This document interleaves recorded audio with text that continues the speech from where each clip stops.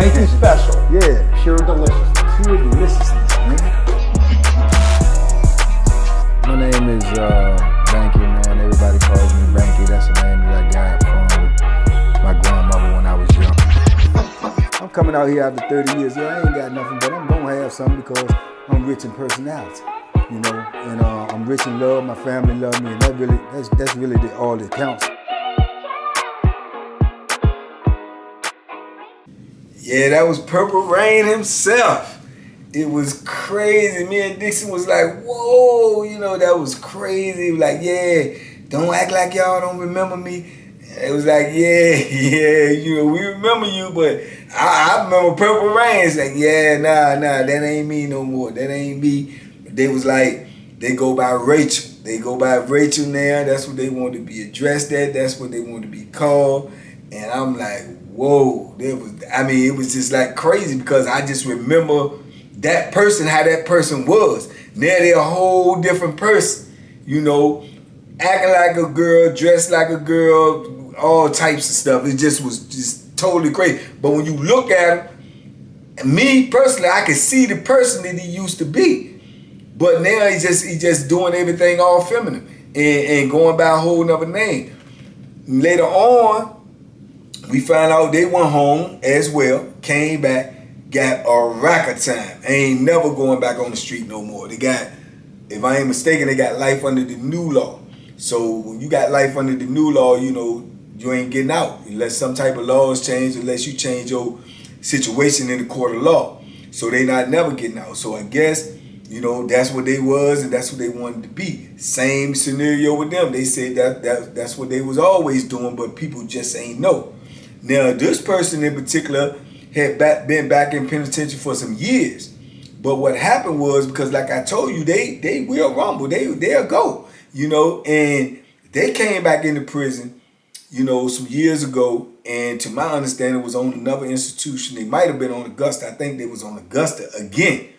And, you know, having the dislike for the officers that was already up there because they had had been up there prior, you know, they got into an altercation with the officers, and the officers, like I say, up there and everywhere, when they get you in a submissive position, they'll beat you. So I was told, to my understanding, that they was up there, they got into an altercation, the police beat them. You know, they was mad about that. When they got back out of the hole, they pulled up on one of the officers supposed to beat them and put that Bethlehem in them. You know, they ain't never getting out, so they don't care. Stabbed the police up real bad, and they, you know, eventually subdued them, got the knife away from them, you know, sent the police to the hospital. The police was in bad shape. But when they got them back in the hole, they beat them. They beat them bad, you know, put him in the hospital, knocked his teeth out. He had a missing tooth in front, knocked his teeth out, you know, broke his arm, did a lot of stuff to him.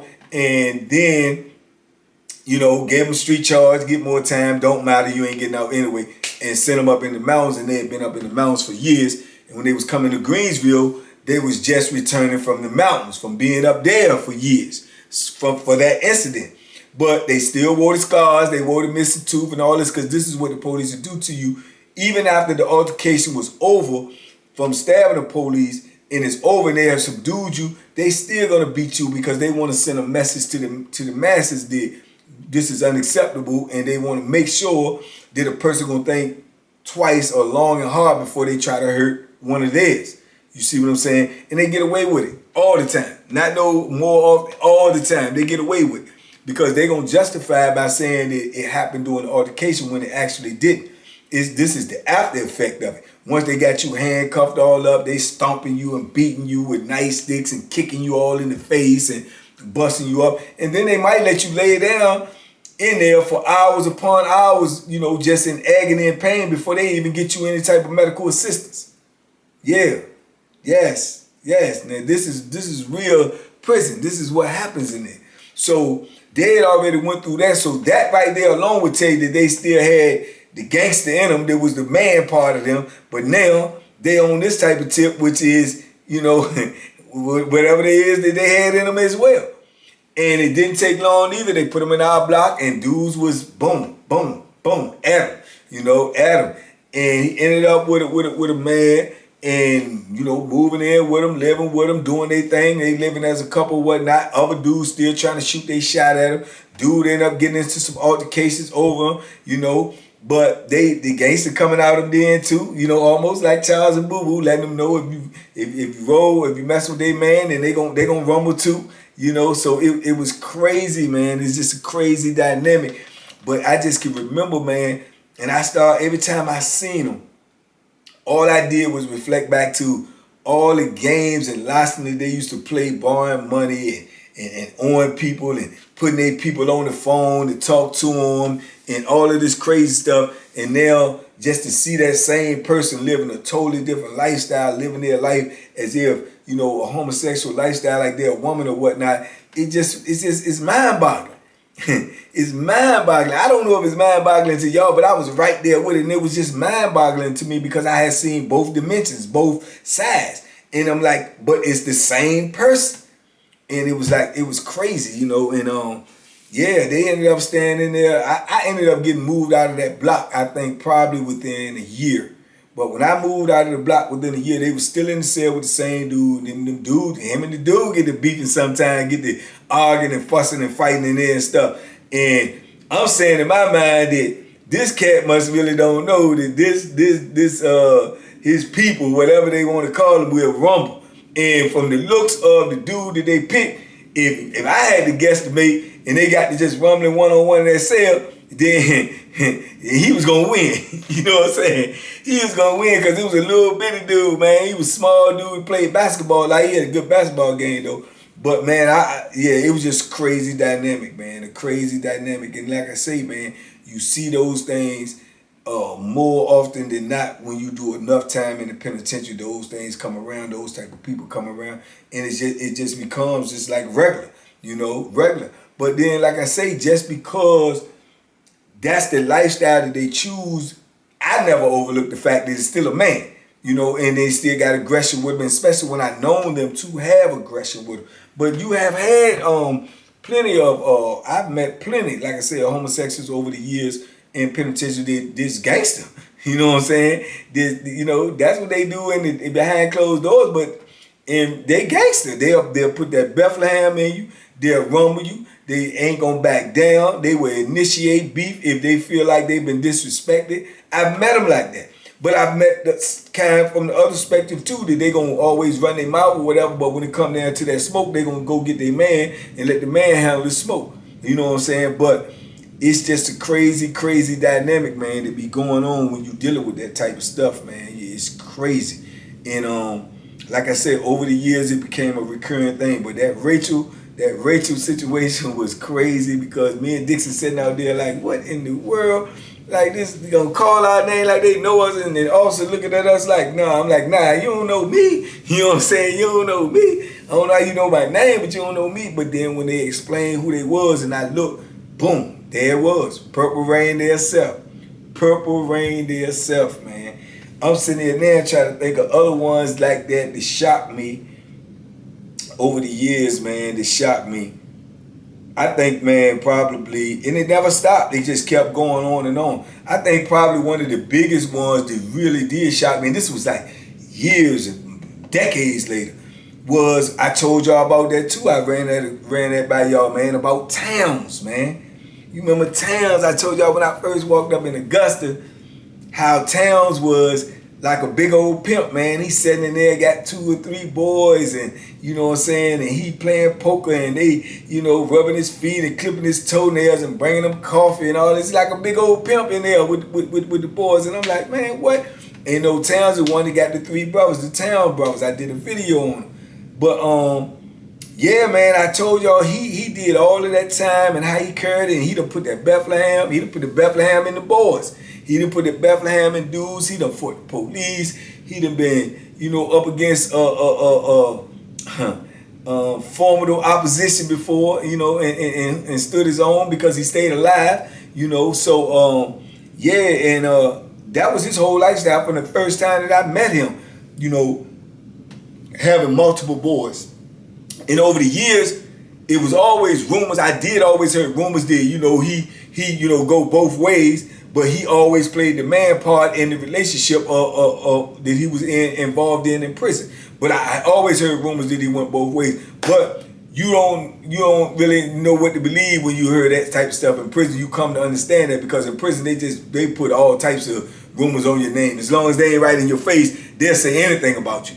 But when you actually are involved with a homosexual and they're saying these things, it makes it even, make you wonder if it's true or not. But how would they know if they're not actually in there with them? So that's the way I always perceived it. But he never gave you that impression by the way he carried it. Because like I said, he was aggressive. He ran poker games. He ran the stove box. And you cannot do those type of things in prison without having some type of aggressiveness with you or some type of history of creating violence. Because if you run a store box in there, or you run a poker game, or you run any type of establishment in prison that calls for people to pay you, they're going to have to respect you. Because if they do not respect you, or they do not feel what you would do to them if they don't uphold their end of the obligation, then you might as well just give away money. You might as well just give stuff away, because if they don't respect you, they're not going to pay you. And if they don't pay you and you don't do nothing, you will be even less respected. So he ran the store box from the time I know him, and he got paid, and he ran gambling games and he got paid. So it was known that he would do something. Plus, he got brothers in the system that's definitely known to do something. Hercules is his brother, I think Herc is maybe the youngest, out of the 3 Towns brothers, Herc might be the youngest. But everybody and their mama know that Herc is a stone cold fool, So yeah. So I don't know if that's why they respect him or whatever, but I've seen him, like I say, put work in himself. But he did all of that, man, and he did a lot of time, 30 plus years, man, and ended up going home. And I told y'all when I was on Power 10, I think I was on Power 10 in like 98, 99, up in that area right there. And I remember I told y'all he came on the institution. He locked back up. Yeah, people keep getting out and getting locked back up. That's because their mind ain't right, or they go out there with drug habits, or they go out there with a penitentiary mentality, and that's not going to suffice out here on the street. You're going to have to be focused. You're going to have to be driven, and you're going to have to be, have your mind intact, man, to know how to navigate out here. And I always assume, or I always conclude, not assume, concludes, just a little bit of time that I've been out here. If you can navigate your way through all of that you got to go through in there, you should be able to get out here and function, man. You should be able to not only get out here and function, you should be able to thrive, and you should be able to make something happen in one way or another. Because that back there, man, that's just a lot to leave behind you, man. And out here you have problems and things that's going to be difficult, but, man, they don't even compare to that. Not to me. You know what I'm saying? So I'm just looking at it from my aspect. But evidently he got out there, he couldn't cope, he got into whatever he got into, and he came back in, and he ain't got nothing coming neither out of his own mouth that he not getting back out. But when I ran into him, and he's older now, way older, and when I ran into him on Power 10, man, he was in girl mode. He was like a girl. I mean, this gangster done went from being a gangster to being acting like a woman. And the young dudes, you got young dudes in prison, they don't know who he is. They ain't been in prison long enough to know his pedigree, to know his history, to know that he's dangerous. Regardless of what he ran and what he doing behind closed doors, he still was dangerous. So they don't know that, so they joke him, trying to be a homosexual, calling him grandma and all this and all of that. So, that was his name, his gay name, Grandma. And from the time that I always known him, his name was always Towns. So now that's how they look at him. But just to see this dude that I knew and always looked at in one light, to be looking at him in this whole different light was that was crazy to me.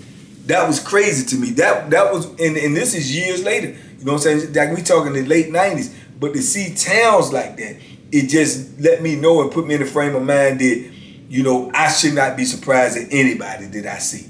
Anybody that, that I see this day, and then, I shouldn't have been from being around Teaspoon. But like I say, these things will still throw you off. They'll still shock your brain and shock your visual when you first see them, because it's not what you used to. And Towns was not what I was used to, seeing them walking around in little, whatever you want to call them, biker pants because they'll get them little people to sew them up. He's sewing and sew stuff up, be so tight, and then wearing little shirts and tied up in knots. And I'm like, man, and it's like he had no, you know, like he walk out on the yard like that, so he had no cut card about it or no like shame about it, knowing what his penitentiary reputation used to be. This is what he has accepted as his life right now. But I also told you it was a rumor, but you never know about these rumors. In, you know, in prison, you never know. But there was a rumor that, you know, like say, he definitely wasn't supposed to get out no more, but it was also a rumor that he had contracted HIV. So he felt like, boom, his life is over anyway, so he's going to live it the way he want to live it.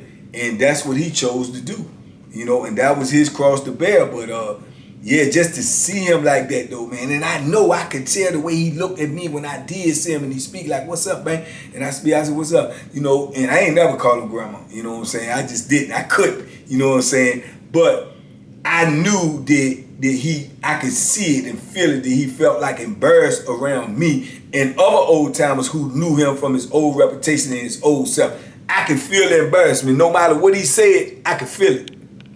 Yeah, I could feel it, man. I could feel that he, you know, he knew, he felt uncomfortable. But, you know, like I say, I didn't speak to him that much because, like I say, he was on a different path.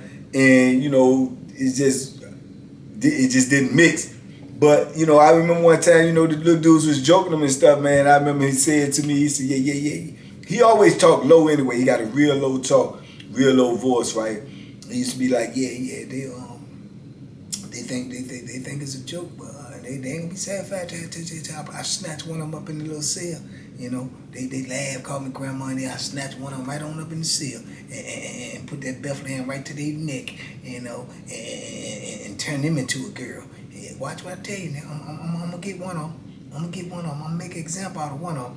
And I'm sitting up there saying to myself, they don't know who he playing. They don't know who they playing with, because he was serious, you know. And I'm glad I was gone before it ever happened. But yeah, he was serious, and he would do it. You know, he would definitely do it. And like I say, he was at the point now where he felt like he had nothing to lose.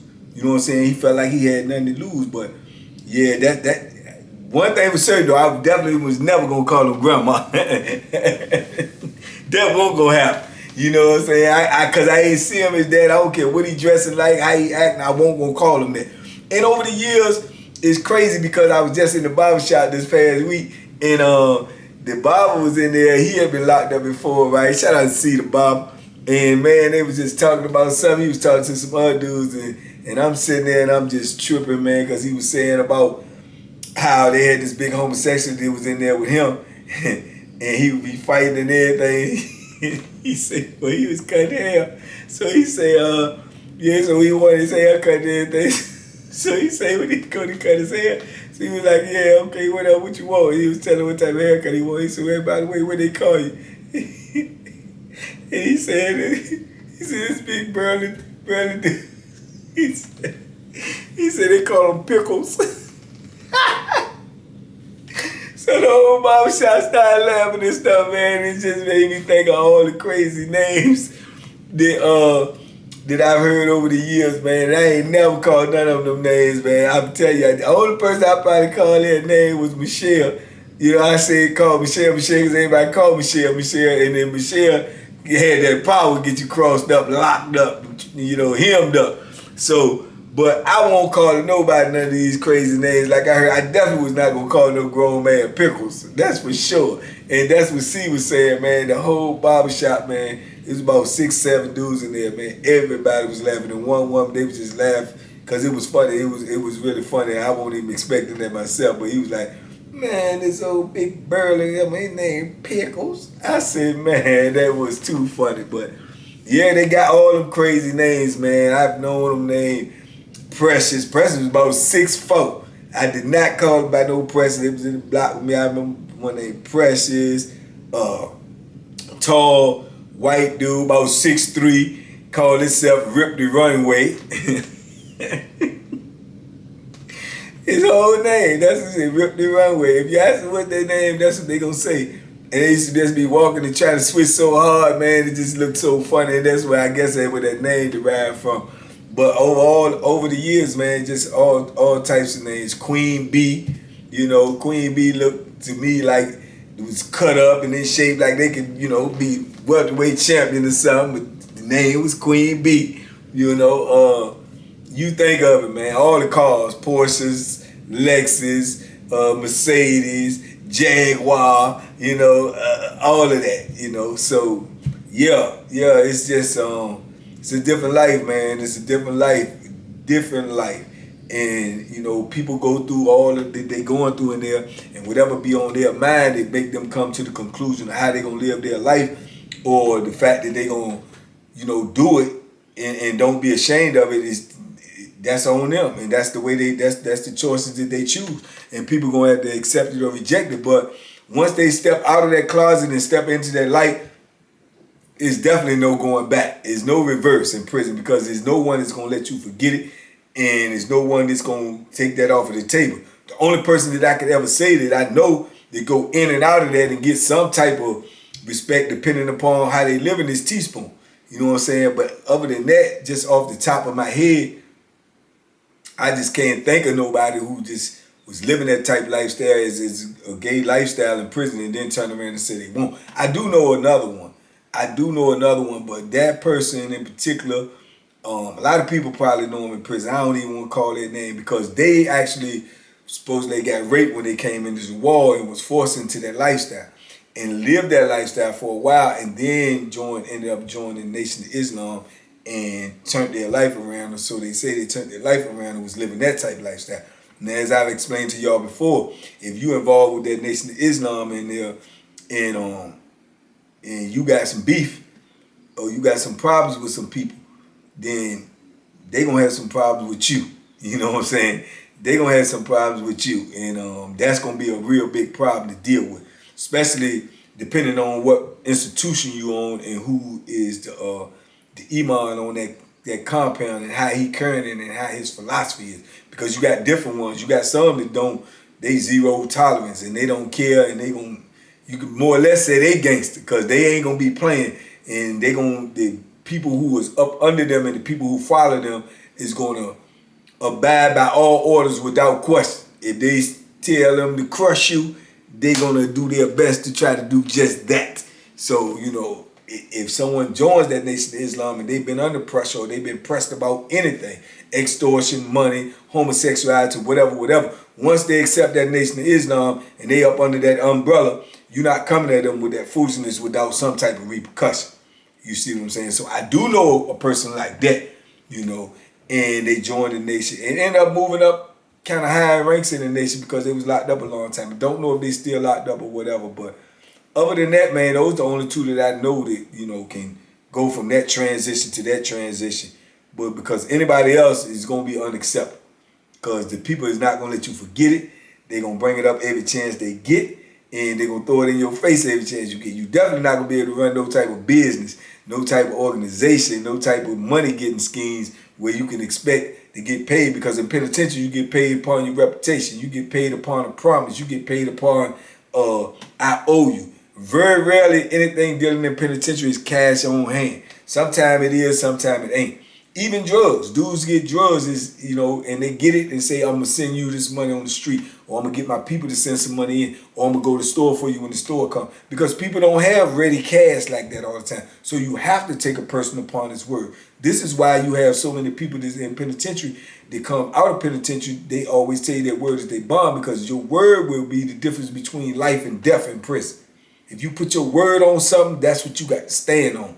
10 toes down no matter what. If you say this is what it is, that's what it's supposed to be. And it ain't no room for no, you know, nothing else. So that's the way it goes in prison. So like I say, you have to be able to differentiate that stuff and separate that stuff and be able to understand what you're dealing with when you're in these type of environments, man.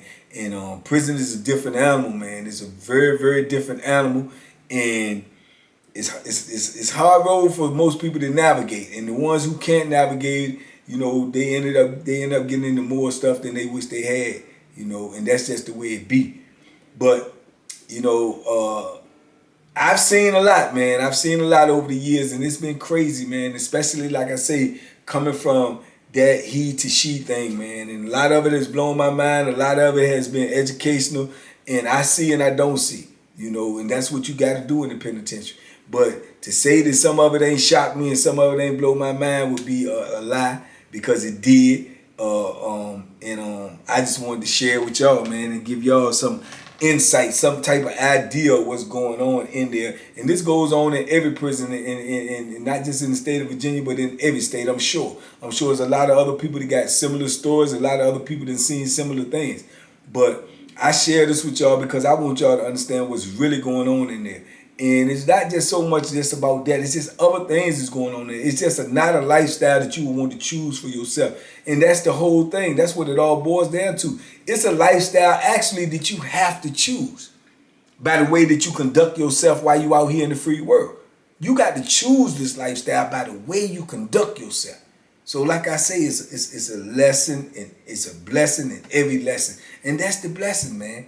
That you actually have to choose this lifestyle that I explained to you in so many videos and so many different scenarios. You have to choose that lifestyle, you know, and that's just a matter of that's what you want. That's why I want you to have the proper information. Not no TV script, not no a miniseries, not no TV show or a movie or nothing. This is real life. This is what's going on in prison. This is the type of lifestyle that's happening in there. People is losing their mind in there, losing their lives in there, you know, losing hope in there.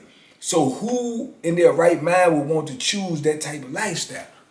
You see what I'm saying? No one wants to choose that type of lifestyle. This is why I tell y'all these stories. This is why I hope y'all share these stories. This is why I hope y'all, you know, talk to your nieces, your nephews, your little brothers, your cousins, and y'all let them know about this type of stuff. And they can even watch this program. You let them see some of these videos. Let them know what type of life they'll be living if they don't continue to follow the rules and regulations out here. These is the type of rules and regulations that they will be under when they go to that next place. Because from freedom, this is the next place.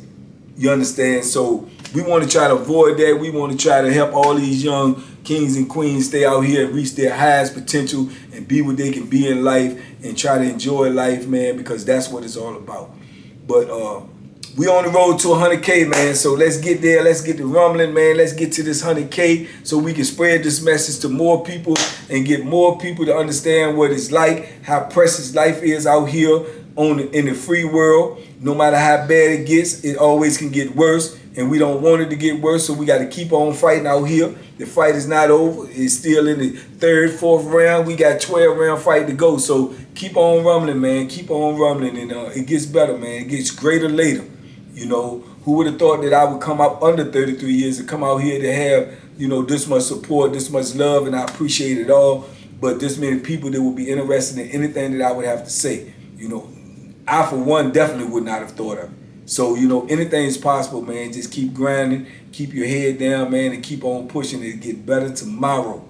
You know, but you got to be here tomorrow for it to get better. You understand? So keep on pushing, man.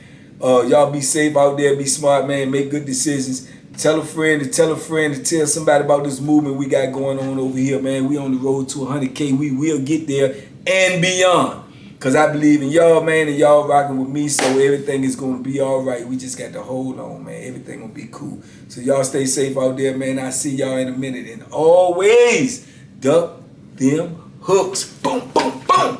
Boom, boom, boom, boom, boom. Woo, I'm back, baby.